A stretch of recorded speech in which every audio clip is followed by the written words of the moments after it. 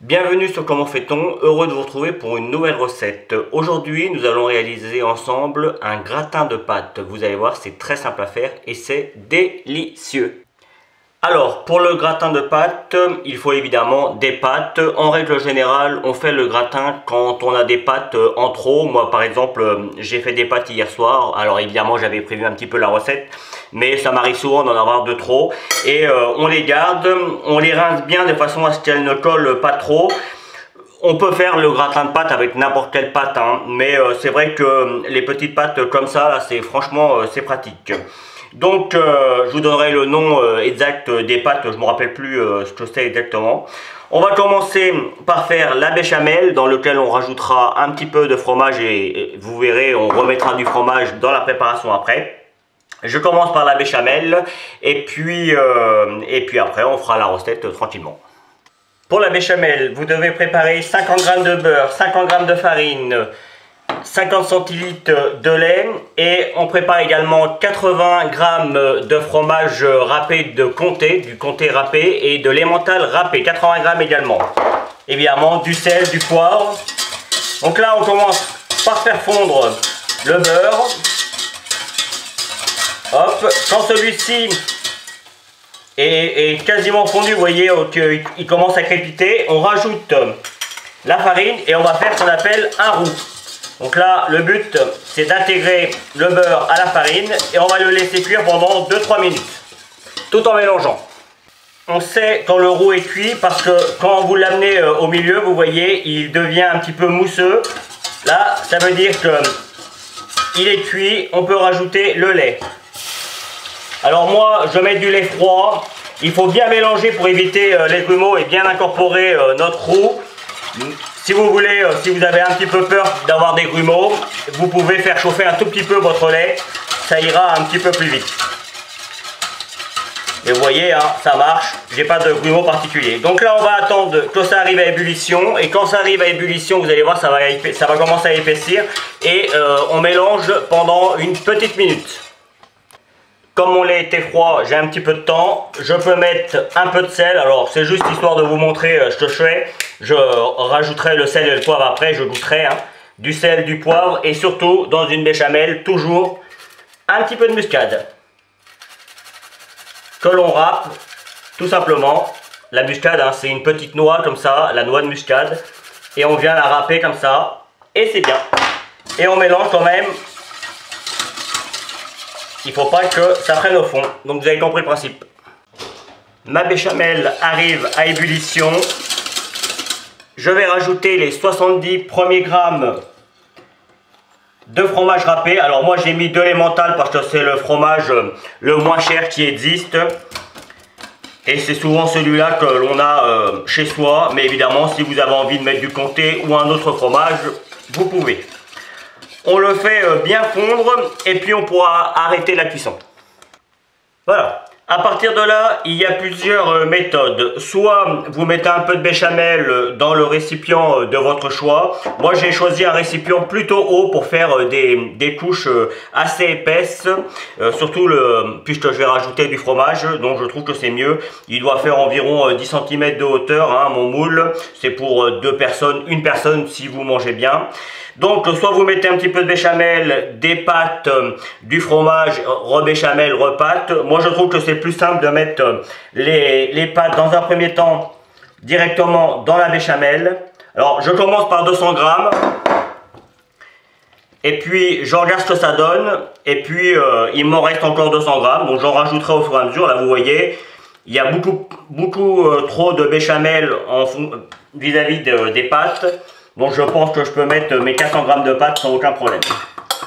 Sachez que si vous n'avez rien congelé au préalable, ça peut aller au congélateur. Donc vous pouvez en faire deux, en déguster un pour vous le soir et puis en laisser un autre au congélateur pour quand vous en avez besoin. Donc c'est très pratique. Vous voyez là, 400 grammes de pâtes, c'est nickel. C'est exactement ce qu'il fallait. Donc là, je mélange bien comme il faut. Et puis après, on va faire le petit montage dans notre récipient. Allez, c'est parti. Donc, on prend une cuillère ou le récipient, enfin l'ustensile de son choix, plutôt pas le récipient, l'ustensile de son choix pour mettre ça à l'intérieur. Alors sachez, j'aurais pu faire un petit moule pour démouler, mais sachez qu'en règle générale, les gratins de pâtes, ça se sert directement comme ça, dans le plat, et on se sert après au fur et à mesure de ce qu'on a envie et de ce qu'on a besoin.